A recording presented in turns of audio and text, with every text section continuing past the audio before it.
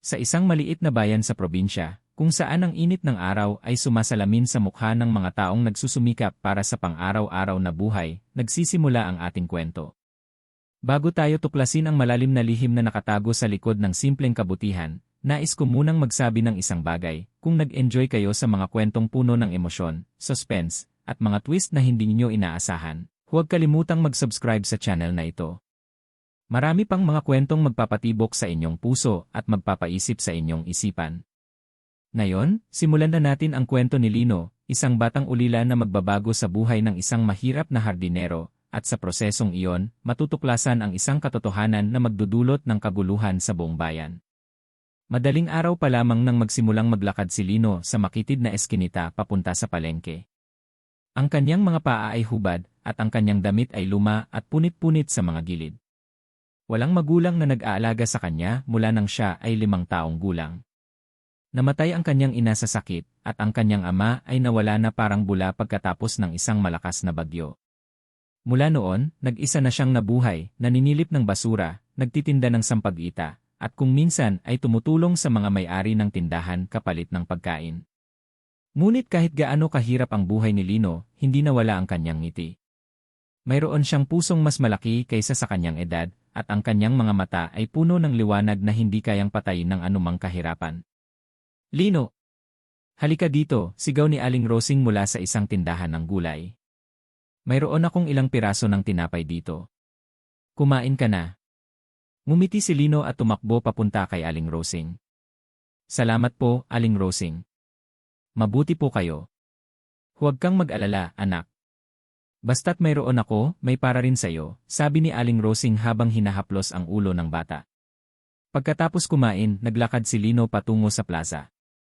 Doon, nakita niya ang isang matandang lalaki na nakaupo sa ilalim ng malaking puno ng akasya. Ito si Mang Tomas, ang hardinero ng pinakamalaking mansyon sa bayan, ang mansyon ng pamilya Santillan. Napansin ni Lino na namumutla ang mukha ni Mang Tomas at parang nahihirapan itong huminga. Lumapit siya at tinanong, Mang Tomas, okay lang po kayo? Tumingin si Mang Tomas sa bata at pinilit na ngumiti. Ah, Lino. Naman, anak. Pagod lang siguro. Ngunit alam ni Lino na hindi iyon ang totoo. Nakita niya ang pawis na bumubuhos sa noo ng matanda at ang kamay nitong nakahawak sa dibdib. Mang Tomas, mukhang hindi kayo maayos. Samahan ko po kayo sa botika. Wala akong pera, Lino, bulong ni Mang Tomas. At hindi ko na rin kaya pang maglakad ng malayo. Tumingin si Lino sa paligid. May nakita siyang kariton na may dalang bigas sa kanto. Tumakbo siya papunta doon at nag-usap sa may-ari. Ilang minuto lang, bumalik siya at may dalang inumin at gamot na binigay ng may-ari ng kariton. Mang Tomas, uminom po kayo nito. Sabi ng tindera, makakatulong po ito. Namangha si Mang Tomas sa kabutihan ng bata. Salamat, Lino. Bakit mo ba ako tinutulungan? Wala naman akong maibibigay sa'yo. Hindi ko po kailangan ng kapalit, Mang Tomas. Gusto ko lang po kayong tulungan, sagot ni Lino na may ngiti. Mula sa malayong sulok ng plaza, may nanonood na lalaki na nakasuot ng dekaryos na barong. Ito si Attorney Vicent Torres. Nakatingin siya sa eksena na nangyayari sa pagitan ni Lino at Mang Tomas, at sa kanyang mukha ay may kakaibang ekspresyon, parang nagulat, pero may halong takot. Pagkaraan ng ilang linggo, mas lumala ang kalagayan ni Mang Tomas. Hindi na siya makapunta sa mansyon ng pamilya Santillan para magtrabaho. Nag-alala si Lino at madalas siyang bumibisita sa maliit na kubo ni Mang Tomas na malapit sa ilog. Mang Tomas, kailangan po ninyo ng doktor, sabi ni Lino habang nakatingin sa nanlalamig na mukha ng matanda.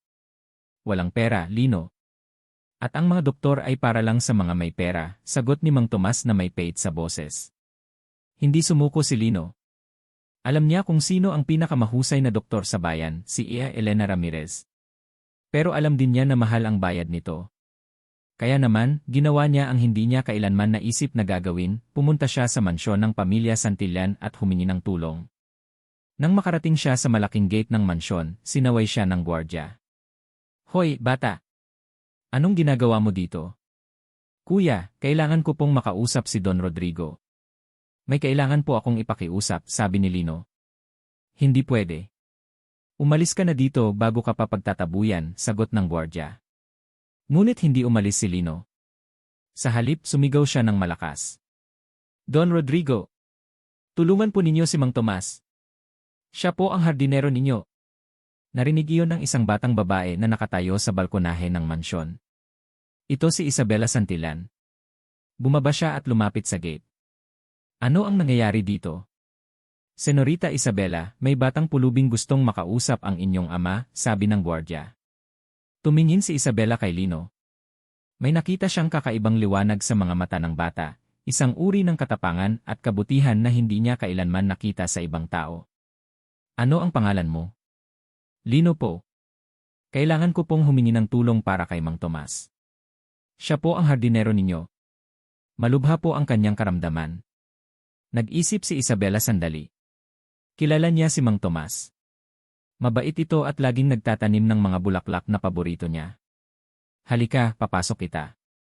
Pero hindi ko garantisado na tutulungan ka ng aking ama. Sa loob ng mansyon, nakita ni Lino ang labis na yaman na hindi niya kailanman naranasan.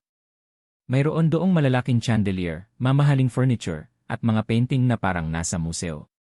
Naramdaman niya ang pagkakaiba ng mundo ng mga Santillan at ng kanyang mundo. Pumasok sila sa sala kung saan naroroon sina Don Rodrigo at Donna Clara.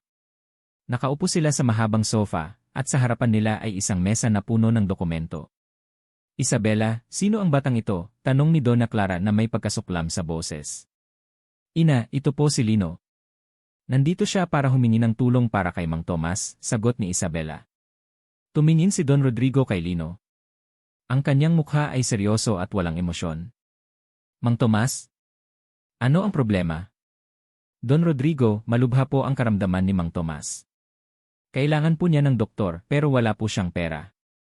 Sana po ay matulungan niyo siya. Matagal na po siyang nagtrabaho para sa inyo, sabi ni Lino na may takot pero may tapang. Tumawa si Donna Clara, isang tawa na puno ng panlilibak. Bakit ba namin tutulungan ang isang hardinero? May daan-daang katulad niya sa bayan na ito. Kung hindi siya makagawa ng trabaho, papalitan ko siya. Nasaktan si Lino sa sinabi ni Donna Clara, ngunit hindi siya sumuko. Pero po, tao rin po si Mang Tomas. Tumulong po siya sa inyo ng mahabang panahon. Hindi po ba niyo man lang ituturing na utang na loob? Tumahimik ka, sigaw ni Donna Clara. Walang utang na loob sa negosyo. Kung gusto niya ng tulong, dapat magtrabaho siya ng mabuti. Ngunit sa pagkakataong ito, nagsalita si Don Rodrigo. Clara, tama na. Tumingin siya kay Lino. Bata, bakit mo gustong tulungan si Mang Tomas? Hindi ka naman niya kamag-anak, di ba? Hindi po, Don Rodrigo. Pero mabait po siya sa akin. At sa tingin ko po, kapag may kakayahan tayong tumulong, dapat po nating gawin, sagot ni Lino. Napatitig si Don Rodrigo sa bata. May nakita siyang kakaibang bagay sa mga mata ni Lino, isang pamilyar na liwanag na hindi niya matukoy. Pagkatapos ng ilang segundong katahimikan, nagsalita si Don Rodrigo. CJ, ako ang magbabayad ng doktor para kay Mang Tomas. Pero gusto kong malaman mo, bata, hindi ito dahil may utang na loob ako. Ito ay dahil nakita ko ang iyong tapang. Napangiti si Lino, ngunit bago pa siya makaalis, nagsalita si Atty. Vicente Torres na bigla na lamang pumasok sa silid. Don Rodrigo, mayroon akong kailangan na, tumigil siya nang makita niya si Lino. Ang mukha niya ay naging putla, at ang kanyang mga mata ay lumalaki sa pagkagulat. Vicente, ano ang problema mo? Tanong ni Don Rodrigo. Hindi sumagot si Atty. Vicente. Sa halip, nanatili siyang nakatitig kay Lino, parang nakakita ng multo. Kinabukasan, dumating si Ea Elena Ramirez sa kubo ni Mang Tomas. Tiningnan niya ang matanda at nagsabi, Mang Tomas, may problema ang inyong puso. Kailangan niyo ng operasyon, pero ito ay mahal. Doktor, wala po akong pera, sabi ni Mang Tomas na may luha sa mga mata. Huwag kang mag-alala. Binayaran na ni Don Rodrigo ang lahat, sagot ni Elena. Namangha si Mang Tomas. Talaga? Bakit niya ako tinulungan? Hindi ko alam ang dahilan. Pero mayroon kang isang batang kaibigan na si Lino. Alam ko na siya ang dahilan kung bakit ka natulungan, sabi ni Elena na may ngiti. Ilang araw pagkatapos ng operasyon, unti-unting gumaling si Mang Tomas. At sa buong panahong iyon, laging nandoon si Lino para alagaan siya, nagluluto ng lugaw, naghuhugas ng damit, at nagbabasa ng mga kwento para maaliw ang matanda. Lino, salamat, sabi ni Mang Tomas isang hapon. Hindi ko alam kung paano ko susuklian ang iyong kabutihan. Wala po kayong dapat suklian, Mang Tomas. Masaya na po ako na gumaling kayo, sagot ni Lino. Habang nag-uusap sila, may kumatok sa pinto. Binuksan ni Lino ang pinto at nakita niya si Atty. Vicente Torres. Ang abogado ay seryoso ang mukha at parang may mabigat na dalang problema. Lino, pwede ba tayong mag-usap? Tanong ni Atty. Vicente. Po. Sino po kayo? Tanong ni Lino na medyo kinakabahan. Ako si Atty. Vicente Torres. Abogado ng pamilya Santillan. At mayroon akong kailangan na malaman mula sa iyo. Tumingin si Mang Tomas kay Atty. Vicente na may pagdududa. Ano ang kailangan niyo sa bata? Ito ay personal na usapan, Mang Tomas. Pero kung gusto mo, pwede kang makinig, sagot ni Atty. Vicente. Naupo si Atty. Vicente at tumingin ng diretsyo kay Lino. Lino, sinong mga magulang mo? Nasaan sila? Patay na po ang aking ina. At ang aking ama nawala po noong 5 pa lang ako, sagot ni Lino na may lungkot sa boses. Ano ang pangalan ng iyong ama? Nag-isip si Lino. Miguel po. Miguel Santos. Pero hindi ko na po siya natatandaan ng maayos. Napasinghap si Atty. Vicente. Ang kanyang mga kamay ay nanginginig. Lino, ano ang apelyido ng iyong ina? Santillan po. Rosa Santillan. Sa pagkakataong iyon, namutla si Mang Tomas. Tumingin siya kay Atty. Vicente at ang kanyang mga mata ay puno ng takot. Vicente, hindi maaari. Totoo, Tomas. Ito ang totoo, bulong ni Atty. Vicente. Nagtaka si Lino. Ano pong nangyayari? Bakit po kayo ganyan? Huminga ng malalim si Atty. Vicente. Lino, kailangan kong sabihin sa iyo ang isang bagay na matagal nang nakatago. Ang iyong ina, si Rosa Santillan, ay kapatid ni Don Rodrigo Santillan. Nanlaki ang mga mata ni Lino. Ano po? Ang iyong ina ay anak ni Don Alejandro Santillan, ang ama ni Don Rodrigo. Ngunit dahil nag-asawa siya sa isang mahirap na lalaki, ang iyong ama na si Miguel, itinakwil siya ng pamilya. Pinalayas siya at hindi na siya kinilala, patuloy ni Atty. Vicente. Naramdaman ni Lino ang pagkabasag ng kanyang puso. Ibig pong sabihin ako ay pamangkin ni Don Rodrigo. Tumango si Atty. Vicente. Lino. Ikaw ay Santillan din, ikaw ay dugong maharlika. Ngunit dahil sa ipinili ng iyong ina na mahalin ang isang mahirap na lalaki, tinakwil siya at tinakwil ka rin. Hindi makapaniwala si Lino. Ang lahat ng kanyang buhay, akala niya ay walang kinalaman siya sa mga Santillan. Ngunit ngayon, nalaman niya na siya ay isa sa kanila, na ang dugong dumadaloy sa kanyang ugat ay parehong dugo ng mga taong tumanggi sa kanya. Mang Tomas, alam mo po ba ito? Tanong ni Lino na may luha sa mga mata. Tumango si Mang Tomas. Lino. Alam ko. Kilala ko ang iyong ina. Dati akong hardinero sa lumang bahay ng pamilya Santillan. Nakita ko kung paano siya pinahiya at pinalayas. Nakita ko kung paano siya umiyak at lumuhod sa harap ng kanyang ama, nagmakaawa na tanggapin siya. Ngunit hindi siya pinakinggan. At noong namatay siya, dahil sa sakit, wala ni isang Santillan ang dumalo sa kanyang libing. Napaluha si Lino. Ang lahat ng emosyon na matagal niyang kinikimkim ay sumabog. Bakit po? Bakit nila ako itinakwil? Ano po ang kasalanan ko? Walang kasalanan ka, Lino, sagot ni Atty. Vicente. Ang kasalanan ay nasa kanila. Ngunit ngayon, may pagkakataon ka na baguhin ang lahat. Ano po ang ibig ninyong sabihin? Naglabas si Atty. Vicente ng isang sobre. Ito ay testamento ng iyong lolo, ni Don Alejandro Santillan. Namatay siya 5 taon na ang nakakaraan. Ngunit bago siya namatay, gumawa siya ng lihim na testamento na nagsasabing ang kalahati ng kanyang yaman ay dapat mapunta sa kanyang anak na si Rosa Santillan o sa kanyang mga tagapagmana kung siya ay wala na.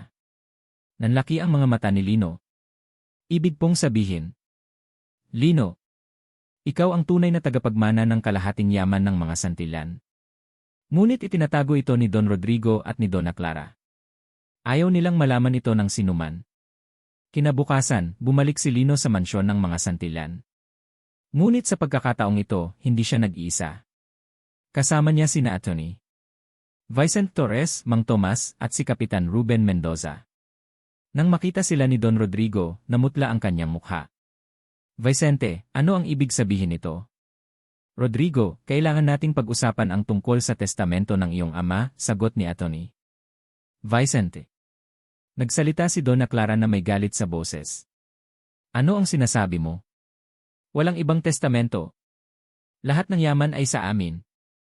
Hindi totoo iyon, Clara, sagot ni Atty. Vicente. Ibinaba niya ang sobre sa mesa. Ito ang orihinal na testamento ni Don Alejandro. At nakalagay dito na ang kalahating yaman ay dapat mapunta kay Rosa Santillan o sa kanyang mga anak kung siya ay wala na. Lumapit si Don Rodrigo at binasa ang dokumento. Ang kanyang mga kamay ay nanginginig. Hindi ito maaari. Totoo iyon, Don Rodrigo, sabi ni Kapitan Ruben. At bilang kapitan ng barangay, tungkulin ko na siguraduhing masusunod ang testamento. Tumingin si Don Rodrigo kay Lino. Sa kanyang mga mata ay may halong galit, takot, at kalungkutan. Ikaw pala ang anak ni Rosa. Tumango si Lino. Opo. Ako po ay anak ni Rosa Santillan. At ngayon, narito po ako upang kunin ang dapat sa akin. Ngunit sa pagkakataong ito, umupo si Don Rodrigo at nagsimulang umiyak. Namangha ang lahat. Hindi nila inaasahan na makikita nilang umiiyak ang isang Don Rodrigo Santillan, isang lalaking kilala sa kanyang tapang at katapangan. Lino, hindi mo alam ang lahat, sabi ni Don Rodrigo habang umiiyak. Hindi mo alam kung gaano ko pinagsisihan ang ginawa ko kay Rosa. Nagtaka si Lino. Ano pong ibig niyong sabihin? Huminga ng malalim si Don Rodrigo. Noong pinalayas ng aking ama si Rosa, hindi ako sumang-ayon. Mahal ko ang aking kapatid. Ngunit ang aking ina, ang iyong lola, ay mas malakas ang impluensya sa aking ama. Siya ang nagtulak na itakwil si Rosa. At ako ay duwag. Hindi ko siya naipagtanggol. Napatigil si Lino. Ngunit po, bakit po ninyo ako tinulungan noong humingi ako ng tulong para kay Mang Tomas?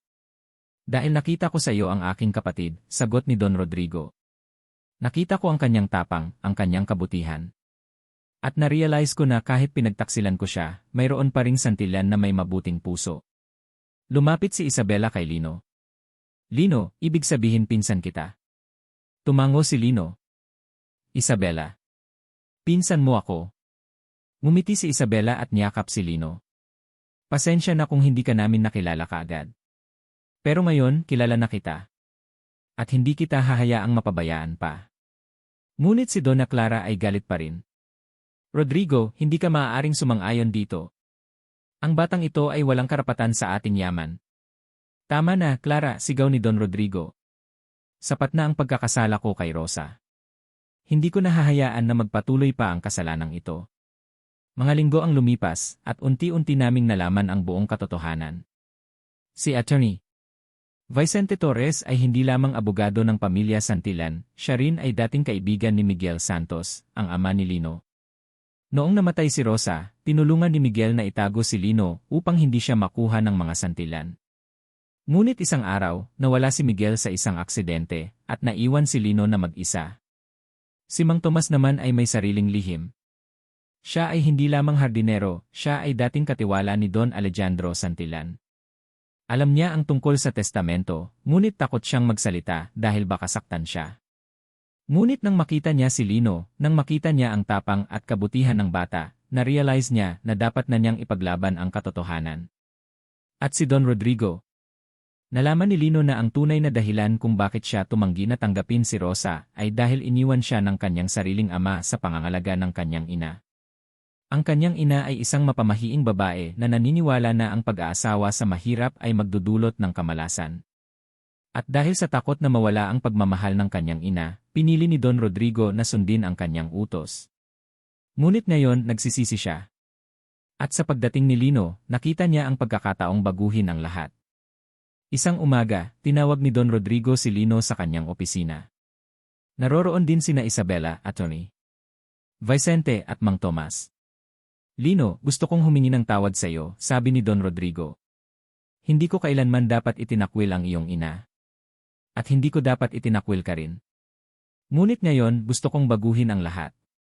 Naglabas siya ng isang dokumento. Ito ang karapatan mo sa kalahating yaman ng pamilya Santillan. Ngunit higit pa dito, nais kong alamin mo na ikaw ay bahagi ng pamilyang ito. At kahit anong mangyari, hindi ka na namin hahayaang mag-isa pa. Tumingin si Lino sa dokumento. Sa loob ng ilang segundo, na-realize niya na ang buhay niya ay magbabago na. Hindi na siya magiging isang ulilang batang naninilip ng basura. Hindi na siya magiging isang batang walang tirahan. Magiging bahagi na siya ng isang pamilya. Ngunit sa halip na kunin ang dokumento, umiling si Lino. Don Rodrigo, salamat po. Pero hindi ko kailangan ng yaman. Nagtaka ang lahat.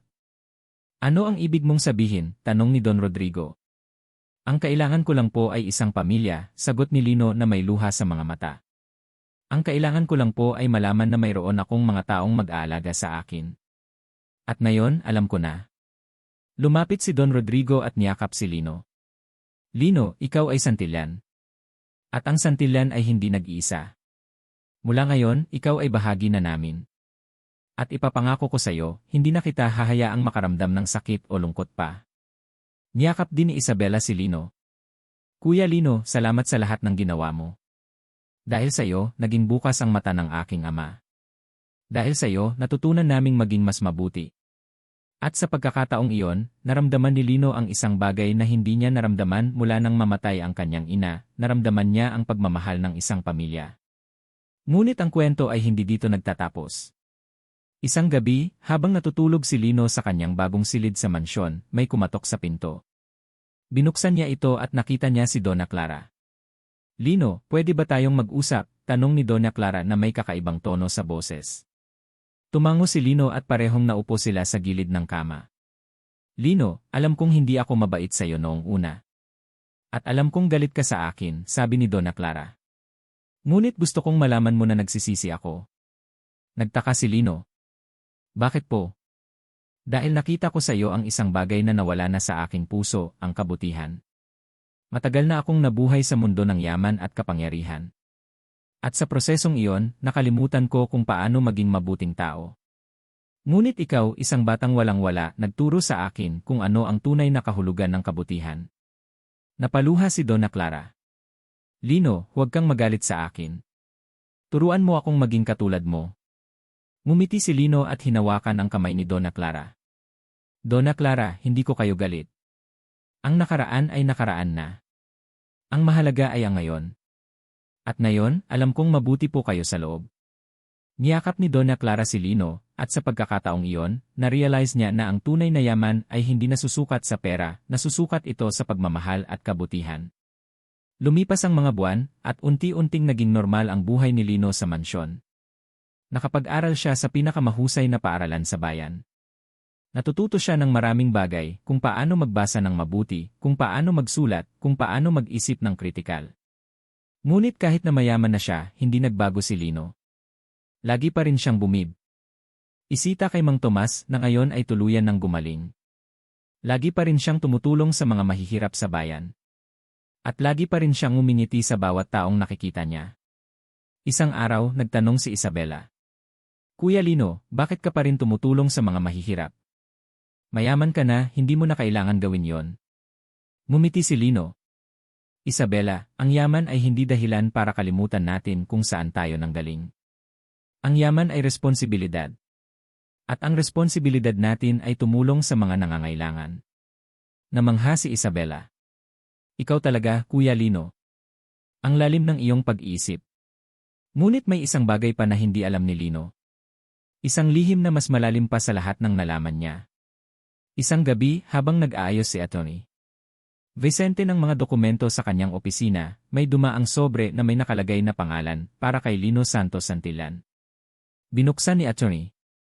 Vicente ang sobre at nabasa niya ang sulat na nasa loob. Namutla ang kanyang mukha. Kinabukasan, tinawag niya si Lino sa kanyang opisina. Lino, mayroon akong kailangan na ipakita sa iyo. Ano po iyon, Atty. Vicente. Ibinigay ni Atty. Vicente ang sulat kay Lino.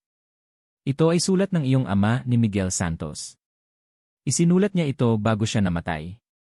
At sa sulat na ito, sinabi niya ang isang lihim na hindi niya kailanman nabanggit sa sinuman. Kinabahan si Lino. Binasa niya ang sulat. Mahal kong anak na si Lino. Kung binabasa mo ito, ibig sabihin ay wala na ako sa mundo. Ngunit bago ako tuluyang mawala, nais kong malaman mo ang katotohanan. Ang iyong ina, si Rosa, ay hindi lamang kapatid ni Don Rodrigo. Siya ay anak ni Don Alejandro Santillan sa isang ibang babae, isang babaeng galing sa mahirap na pamilya. Ang tunay na ina ni Rosa ay si Aling Teresita, na namatay nang ipanganak si Rosa. At dahil ayaw tanggapin ni Don Alejandro ang bata, ibinigay niya ito sa kanyang asawa na si Donna Mercedes, at pinakilala niya si Rosa bilang tunay na anak nila. Ngunit nang lumaki si Rosa at nalaman niya ang katotohanan, nagalit siya. Kaya naman, nagrebelde siya at nag-asawa sa akin, isang mahirap na lalaki. Hindi dahil mahal niya ako, kundi dahil gusto niyang parusahan ang kanyang ama. Ngunit sa prosesong iyon, minahal niya ako. At sa prosesong iyon, ipinanganak ka. Lino, ikaw ay resulta ng pag-ibig at galit. Ngunit higit pa dito, ikaw ay resulta ng isang lihim na nakatago sa loob ng pamilya Santillan. At ang lihim na iyon ay magiging responsibilidad mo na ipaglaban. Mahal kita, anak ko. Huwag kang matakot. Dahil kahit wala na ako, alam kong malakas ka. Ama mo, Miguel. Napabitaw ng sulat si Lino. Hindi siya makapaniwala. Attorney. Vicente, totoo po ba ito? Tumango si Attorney. Vicente. Lino. Totoo iyon. Si Rosa ay anak ni Don Alejandro sa ibang babae. At ang ibig sabihin nito ay ikaw ay may mas malalim pang koneksyon sa pamilya Santillan kaysa sa iniisip mo. Ibig pong sabihin ako ay tunay na apo ni Don Alejandro. At dahil dito, mayroon kang mas malaking karapatan sa yaman ng pamilya Santillan kaysa kay Don Rodrigo. Napaatras si Lino. Hindi ko alam kung paano ko ito haharapin. Lino, hindi mo kailangang harapin ito mag-isa, sabi ni Atty. Vicente. Nandito kami para sayo. Kinabukasan, tinawag ni Lino ang buong pamilya Santillan sa isang pulong. Naroroon sina Don Rodrigo, Donna Clara, Isabela, at iba pang miyembro ng pamilya. Gusto ko pong malaman niyo ang isang bagay, sabi ni Lino. Ibinasa niya ang sulat ng kanyang ama. Pagkatapos niyang basahin, namutla ang lahat. Lalo na si Don Rodrigo. Lino, ibig sabihin hindi ka kapatid ng aking ama? Tanong ni Don Rodrigo. Hindi po. Ang aking lolo ay ibang tao. Ngunit ang aking ina ay anak ni Don Alejandro sa ibang babae. Kaya naman, ako ay may mas malalim na koneksyon sa inyo kaysa sa iniisip ko. Tumayo si Don Rodrigo at lumapit kay Lino. Lino, kahit ano pang mangyari, ikaw ay Santillan. At ikaw ay bahagi ng pamilyang ito. Hindi mahalaga kung sino ang iyong tunay na lolo. Ang mahalaga ay nandito ka. At mahal ka namin. Niyakap ni Don Rodrigo si Lino, at sa pagkakataong iyon, na-realize ni Lino na ang pamilya ay hindi nasusukat sa dugo, nasusukat ito sa pagmamahal. Lumipas ang mga taon at si Lino ay lumaki na. Naging isang mabuting tao siya. Naging isang abogado siya na tumutulong sa mga mahihirap. At naging isang tagapagmana siya ng mga Santillan na hindi nakalimot kung saan siya nanggaling. Si Mang Tomas ay patuloy na namuhay sa maliit na kubo malapit sa ilog. Ngunit ngayon, binibisita siya ni Lino araw-araw at lagi silang nag-uusap tungkol sa buhay, sa kabutihan, at sa pagmamahal. Si Isabela ay naging isang doktor na tumutulong sa mga mahihirap. At si Don Rodrigo at Doña Clara ay naging mas mababait na mga tao, natututo silang magbigay, natututo silang magmahal, at natututo silang maging tao. At sa huli, natutunan ni Lino na ang tunay na yaman ay hindi nasusukat sa pera. Ang tunay na yaman ay nasusukat sa kabutihan, sa pagmamahal, at sa tapang na ipaglaban ang tama kahit na mahirap. Isang umaga, habang naglalakad si Lino sa plaza, nakita niya ang isang batang tulad niya dati, isang ulilang bata na naninilip ng basura. Lumapit siya at nagtanong, "Kamusta ka?" Ngumiti ang bata. "Okay lang po ako, kuya." Ibinigay ni Lino ang kanyang jacket sa bata. "Huwag kang mag-alala. Darating ang araw na magiging maayos din ang buhay mo. Tandaan mo, ang kabutihan ay hindi nawawala. At ang tapang ay hindi napapantayan ng anumang yaman." Ngumiti ang bata at tumakbo. At habang pinapanood ni Lino ang batang tumatakbo, na-realize niya na ang kanyang kwento ay hindi pa tapos. Ito ay simula pa lamang ng isang mas malaking misyon, ang misyon na tulungan ang lahat ng mga taong nangangailangan, at ipakita sa mundo na ang kabutihan ay mas malakas pa sa anumang yaman. At doon nagtatapos ang unang bahagi ng kwento ni Lino, ang ulilang bata na tumulong sa isang pobreng hardinero, at sa prosesong iyon, natuklasan ang isang lihim na hindi niya kailanman inaasahan.